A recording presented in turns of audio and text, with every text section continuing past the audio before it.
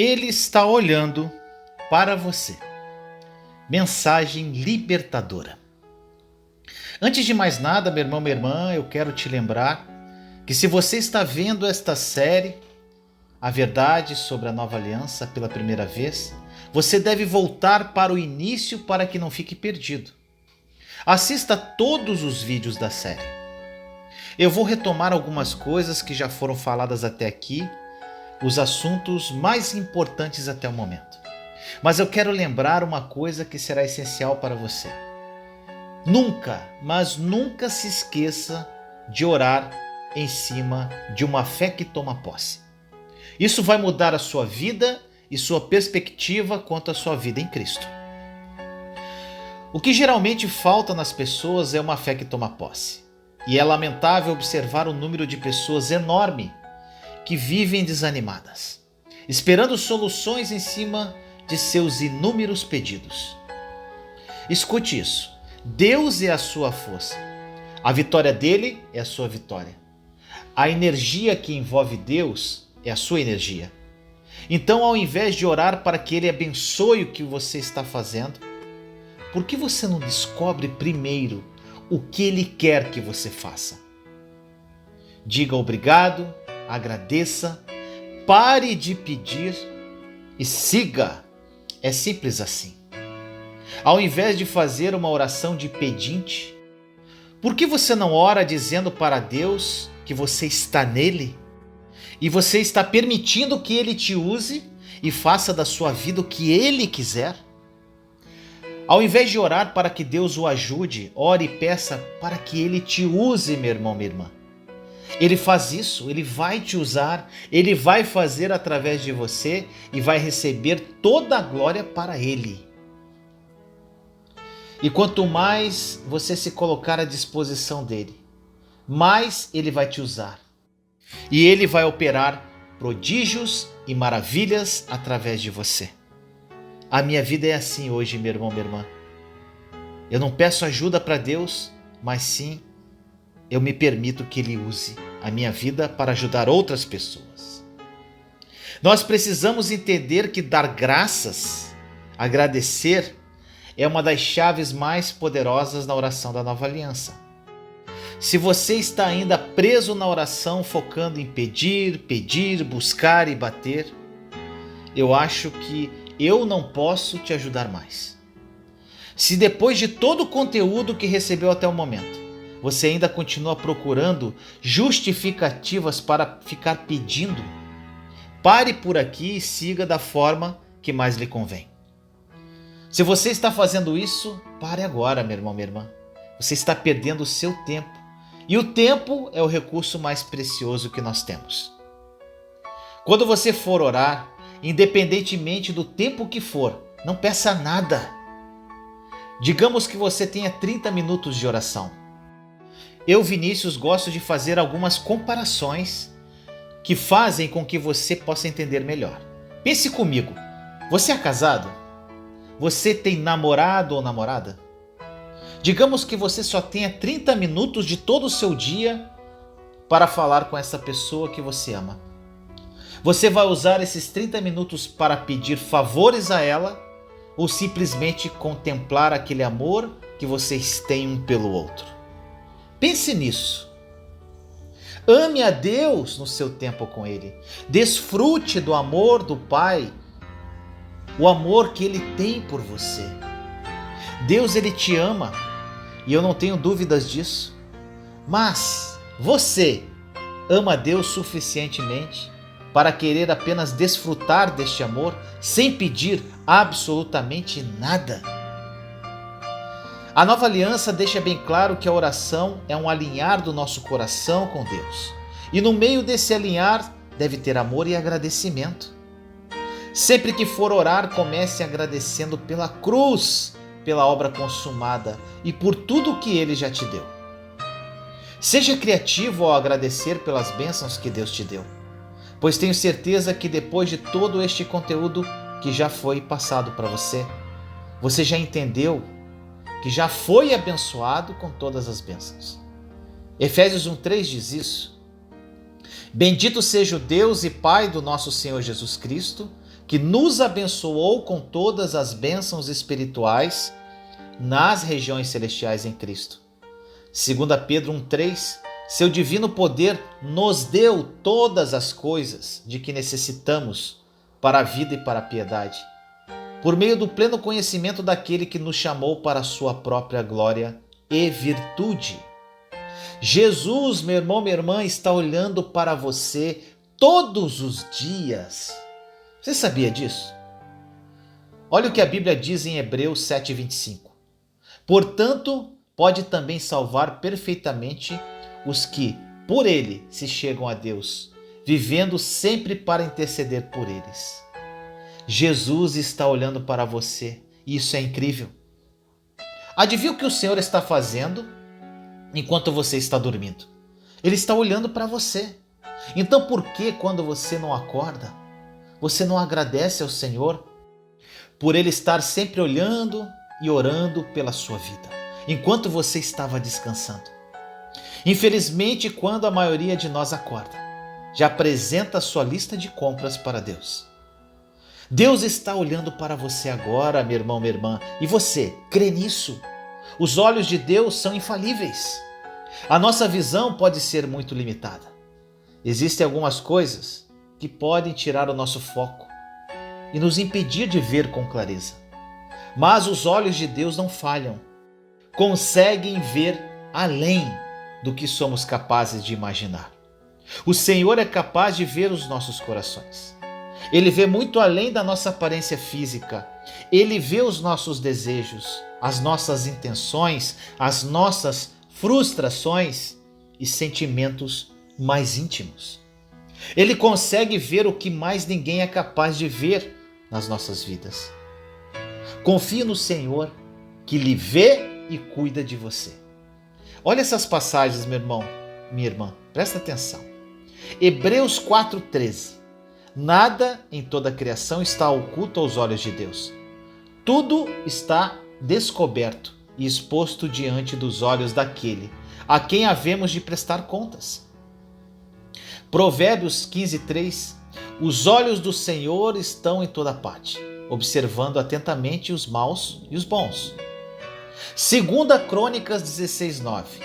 Pois os olhos do Senhor estão atentos sobre toda a terra para fortalecer aqueles que lhe dedicam totalmente o coração. Nisso você cometeu uma loucura. De agora em diante terá que enfrentar guerras. 1 Samuel 16,7. O Senhor, contudo, disse a Samuel: não considere sua aparência nem sua altura, pois eu o rejeitei. O Senhor não vê como o homem vê a aparência, mas o Senhor vê o coração. 1 Pedro 3,12. Porque os olhos do Senhor estão sobre os justos e os seus ouvidos estão atentos à sua oração. Mas o rosto do Senhor volta-se contra os que praticam o mal. Jó 34:21. Pois Deus vê o caminho dos homens, ele enxerga cada um dos seus passos. Provérbios 22:12. Os olhos do Senhor protegem o conhecimento, mas ele frustra as palavras dos infiéis. Salmos 34:15. Os olhos do Senhor voltam-se para os justos e os seus ouvidos estão atentos ao seu grito de socorro. Provérbios 5:21. O Senhor vê os caminhos do homem e examina todos os seus passos. Jó 24:23. Ele poderá deixá-los descansar, sentindo-se seguros, mas atento os vigia nos caminhos que seguem. Além dessas, existem muitas outras passagens que provam que Deus está olhando para você agora. Olha o que diz em Romanos 8:26. E da mesma maneira também o Espírito ajuda as nossas fraquezas, porque não sabemos o que havemos de pedir como convém, mas o Espírito intercede por nós com gemidos inexprimíveis. Entenda isso. A Trindade é feita pelo Pai, pelo Filho e pelo Espírito Santo. 2 desses estão ocupados orando por você, o Espírito Santo e Jesus. Os 2 intercedem por você Isso é incrível e maravilhoso. A vida com Cristo, meu irmão, minha irmã, não é tão complicada. Na verdade, a religião faz dela complicada, sim. Porque na realidade o cristianismo é super fácil. Há um pai que te ama radicalmente. Há Jesus que é tão apaixonado por você que ele quer se casar contigo. Ele é o noivo e você é a noiva. E ele não vê a hora desse casamento acontecer. Há um Espírito Santo que sempre quer te ajudar. E esses dois, Jesus e o Espírito, estão ocupados, olhando e orando por você. Então qual o problema, Vinícius? Eu te digo, o problema é a religião. Aquela história de que Deus ainda tem que te abençoar. Deus ainda tem que fazer coisas para nós. Deus ainda tem que nos dar coisas. É toda essa questão religiosa que recusa a cruz. Meus amados, quando entendi profundamente essa verdade, eu nunca imaginei que existisse tamanha paz e felicidade. Viver em comunhão com o Senhor durante todo o tempo sem cobranças, com liberdade, sem leis envolvidas. Apenas uma relação de amor, amizade, compreensão, entrega e fidelidade. Gente, é incrível, maravilhoso. Agora eu te pergunto, por que você não tenta fazer tal experiência? Parar de olhar para você mesmo, para a sua vida, para os seus problemas e olhar apenas para Ele e nada mais. Você nunca pode esquecer que quem permite você acordar todos os dias é o Senhor. Digamos que todos os dias de manhã o seu cônjuge te acorda cheio de carinho e amor. E a primeira coisa que você diz para a sua esposa ou esposo é: vai fazer compras, vai resolver esse problema para mim, vai lavar a louça e as louças. Digamos que você fizesse apenas cobranças e pedidos. Eu te pergunto, você teria um bom casamento? Para que você tenha um relacionamento bom com Deus, não se esqueça nunca do agradecimento. Às vezes nós tratamos Jesus exatamente desse jeito, somente com cobranças. Ele que é nosso melhor amigo e nosso noivo. Depois ainda queremos questionar o porquê de nossas vidas estarem tão bagunçadas. Nós fazemos da oração algo que nós usamos a Deus para consertar algo que nós precisamos consertar. Isso faz com que deixemos de ter intimidade e relacionamento profundo com Ele. Faça estratégias para ter o seu tempo com Jesus. Ache um lugar quieto.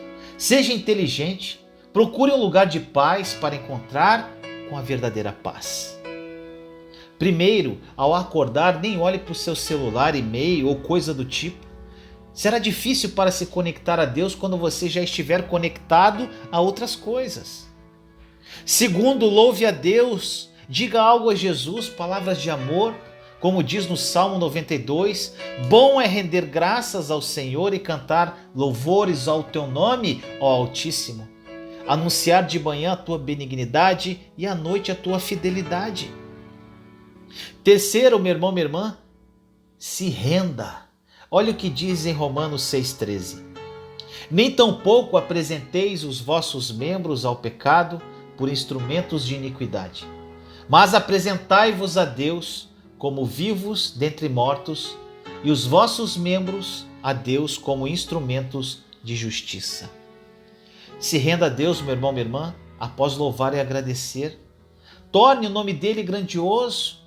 E por último, lembre-se do que Deus já fez por você. Além da obra consumada da cruz e as coisas pessoais que ele faz. Lembre-se das coisas passadas e agradeça. Depois, se aquiete e coloque tudo nas mãos dele. Agora eu te pergunto, quando você acorda, como você se dirige ao Pai que te ama? Ao abrir os olhos, contemple pela fé Jesus sorrindo para você.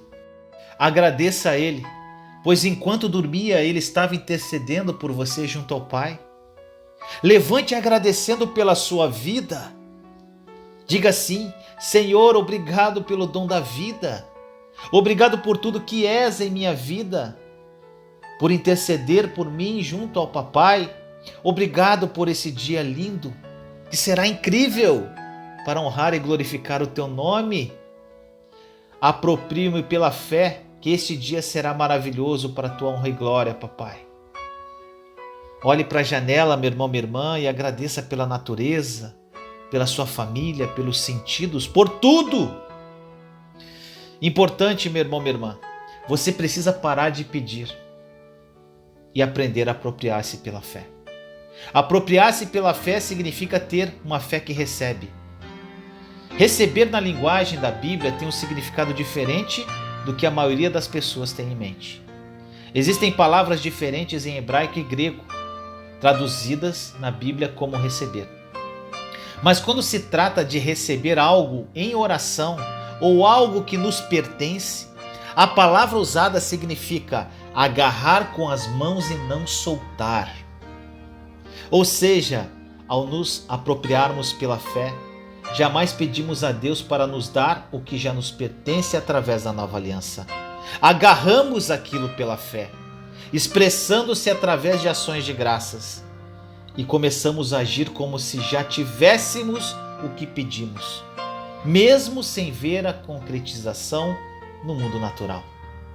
Quando nos apropriamos pela fé, tomamos posse do que nos pertence, mesmo que aquilo ainda não esteja em nossas mãos, meu irmão, minha irmã, através do louvor e da ação de graças. Então começamos a agir como se tudo já fosse nosso. Uma das grandes tristezas que vemos hoje em dia é ver a maioria dos cristãos não se apropriarem pela fé daquilo que Deus tem para a vida deles. A falta de apropriação pela fé é um ato de desprezo à cruz de Jesus. Jesus teve que pagar um preço alto para que nós pudéssemos receber tantos benefícios maravilhosos. Quando não nos apropriamos pela fé, é como se esbofeteássemos o rosto de Jesus enquanto ele estava pendurado na cruz. A mentalidade da velha aliança era de que Deus responde à nossa fé. A ênfase estava na nossa fé. Na nova aliança, a nossa fé é uma resposta à obra consumada da cruz. O que coloca a ênfase no que Jesus fez, não em nós ou em nossa fé. Na velha aliança, eles acreditavam e esperavam pelo que Deus faria em resposta à fé deles. Nós, na nova aliança, não esperamos por algo que vai acontecer, mas relembramos em fé do que aconteceu há quase 2000 anos, quando Jesus bradou: está consumado. Quem se apropria de algo pela fé jamais reclama de nada, meu irmão, minha irmã, porque entende que a reclamação é um dos maiores sinais de incredulidade e um comportamento muito destrutivo na vida de um cristão da nova aliança. Se Deus realmente nos deu todas as coisas através de Cristo e ainda reclamamos da nossa situação, isso mostra a atitude de incredulidade do nosso coração. Então, para que você desfrute de todos os benefícios da nova aliança, uma condição é tirar toda a reclamação da sua vida. Quando nos apropriamos pela fé, tomamos posse do que nos pertence, mesmo que aquilo ainda não esteja em nossas mãos, através do louvor, da ação de graças, e então começamos a agir como se tudo já fosse nosso. Se você realmente quer experimentar a nova aliança, é muito importante que compreenda o que virá nos próximos vídeos que eu vou fazer. Eu peço que você fique atento, com muita atenção, e medite continuamente no que eu vou falar. Talvez você tenha que ouvir várias vezes cada vídeo. Peça ajuda ao Espírito Santo para entender e diga-lhe que você deseja experimentar cada aspecto da nova aliança. Peça a Deus o espírito de sabedoria e revelação e também para que abra os olhos do seu coração essas verdades. Algo importante que você precisa compreender é a diferença, meu irmão, minha irmã, entre fato natural, fato de Deus e verdade. Agora vem algo muito importante, presta atenção. A verdade, ela é mais forte do que um fato natural. E temos que escolher acreditar nela. Vou dar um exemplo. A lei da física diz que as pessoas não podem andar sobre as águas, o que é um fato natural. Entretanto, os evangelhos contam a história de Pedro andando sobre as águas. Ele conseguiu fazer isso acreditando na verdade acima do fato natural. Tudo o que Jesus diz é a verdade porque ele é a verdade. como está escrito em João 14,6. Eu sou o caminho, a verdade e a vida. Ninguém vem ao Pai a não ser por mim. Consequentemente, se escolhemos acreditar na verdade acima dos fatos, experimentaremos o sobrenatural. No caso de Pedro, o fato era que não se pode andar sobre a água. Mas a verdade é que Jesus disse que Pedro podia, e ele andou. Talvez o fato seja que o médico lhe disse que não há cura para você, ou suas circunstâncias lhe digam que não há esperança. Mas você deve escolher acreditar na verdade da palavra de Deus acima dos fatos naturais que você vê. Compreende?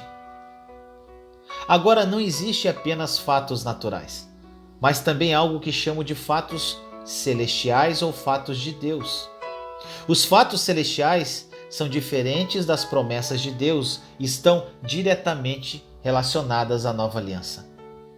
Promessas, meu irmão, minha irmã, têm a ver com o futuro, enquanto os fatos de Deus têm a ver com o passado, com o que aconteceu na cruz cerca de 2000 anos atrás. Quando Jesus bradou, está consumado, ele liberou certos fatos celestiais no mundo espiritual para que nós nos apropriássemos deles pela fé. Um fato de Deus ou fato celestial não é algo que Deus nos promete que fará, que estaria no futuro, mas é algo que Deus disse que já fez, que está no passado. A única forma determinada por Deus para que experimentemos deles é através da apropriação pela fé, meu irmão, minha irmã.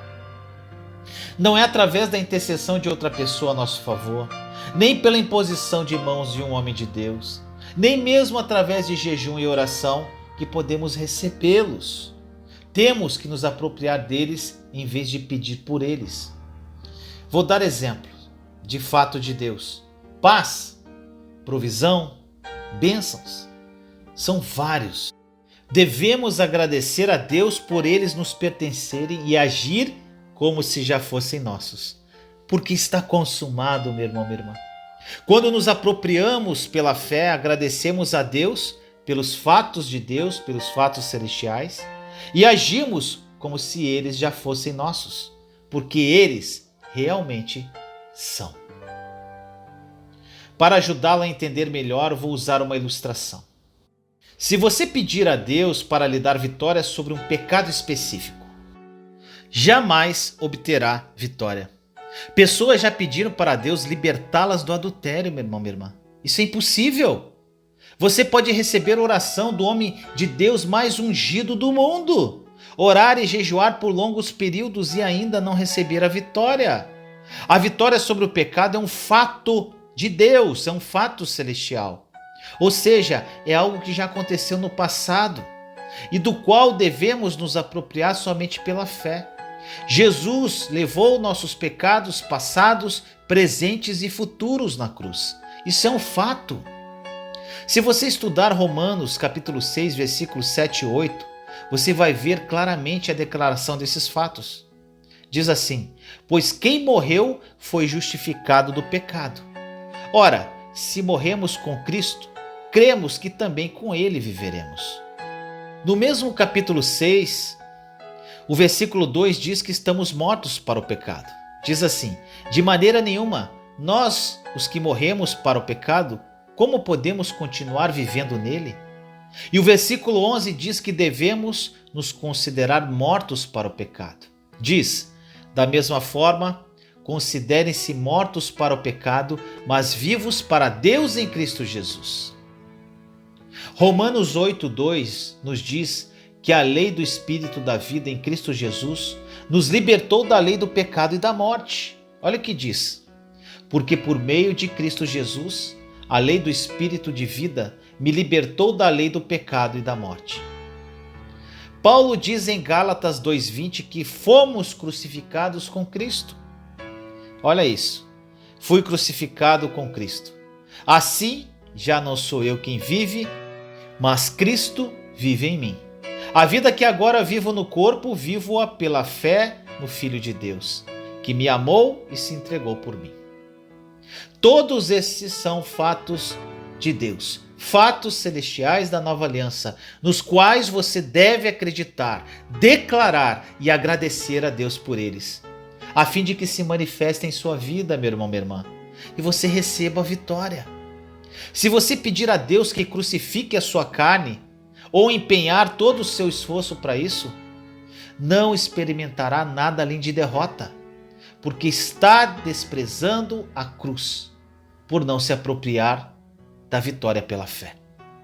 Orar e pedir que Deus nos dê esses fatos celestiais, assim como pedir oração a outras pessoas para que Deus nos dê, também é sinal de falta de entendimento ou de incredulidade. E ambos nos impedirão de alcançar essas bênçãos maravilhosas. Deus não as retém, mas, já que elas só podem ser recebidas através da apropriação pela fé, então não há nada que Ele possa fazer por nós, meu irmão, minha irmã. Em um vídeo anterior, eu falei sobre o depósito do céu. Se você não assistiu, assista. Quando não vemos essas coisas se manifestarem em nossa vida por causa da nossa religiosidade ou de crenças erradas, nós começamos a culpar a Deus e perguntar por que Ele não responde às nossas orações. Então acabamos com uma imagem errada, distorcida de Deus, e nosso relacionamento de intimidade com Ele é quebrado. A religiosidade é a destruição do cristão. Pedir constantemente a Deus algo que Ele já nos deu em Cristo é uma prática muito comum entre os cristãos hoje em dia. Mas isso precisa parar. Eu vou fazer outra ilustração que o ajudará a captar essa importante verdade. Imagine que você esteja passando por uma situação difícil na vida. Você está enfrentando dificuldades e circunstâncias que impedem que você experimente a plenitude da vida que Jesus prometeu quando disse que veio nos dar uma vida em abundância, como ele diz em João 10:10. Aí você começa a orar, pedir que outras pessoas orem por você, ora com mais intensidade e por fim, além de orar, começa a jejuar também. Você pede que Deus lhe dê forças, mude as circunstâncias e tudo mais que sente que precisa obter vitória. Meu irmão, minha irmã, embora a sua oração, o jejum ou a oração de outras pessoas em si mesmas não sejam ruins, fazer isso em relação aos fatos celestiais, aos fatos de Deus, é realmente ruim.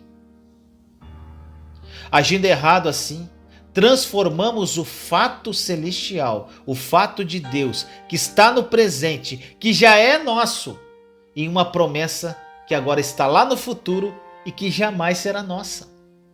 Ela vai permanecer no futuro, porque os fatos celestiais, os fatos de Deus, são ações passadas, algo que já aconteceu. Enquanto promessas são ações futuras, algo pelo qual ainda estamos esperando. Aí começam os questionamentos. O que está acontecendo? Por que essa oração não é respondida? Por que Deus não me responde e parece ignorar as minhas orações? Tantas pessoas orando por mim e Ele não me responde. Aí, meu irmão, minha irmã, a frustração toma conta de você. E por fim, você fica tão desanimado que desiste. Talvez até de Deus. Nunca se esqueça, meu irmão, minha irmã, que Ele está olhando por você. Acompanhe esta série. No próximo vídeo, nós vamos falar como você pode se libertar da mentalidade religiosa. Aproprie-se da verdade da obra consumada da cruz. A nova aliança é uma realidade, meu irmão, minha irmã, e vai mudar a sua vida radicalmente. Compartilhe essa mensagem para difundirmos esta verdade ao mundo. Vamos orar? Senhor, nos colocamos em sua santa e doce presença neste momento, eu, meus irmãos e irmãs em Cristo Jesus. Pai amado, revela aos meus irmãos e irmãs sobre as verdades da nova aliança. Que o seu Santo Espírito seja o condutor da verdade aos corações que ouvem esta mensagem. Que eles apropriem-se pela fé de tudo o que foi dito e vivam uma vida incrível, maravilhosa e abundante que Jesus morreu para nos dar. Obrigado, Papai. Assim nós oramos em nome do nosso Senhor Jesus Cristo. Amém. Juntos somos fortes. Compartilhe esta mensagem para que mais pessoas sejam edificadas. Inscreva-se no canal e acione o sininho para ser notificado de novos vídeos. Te amo em Cristo Jesus.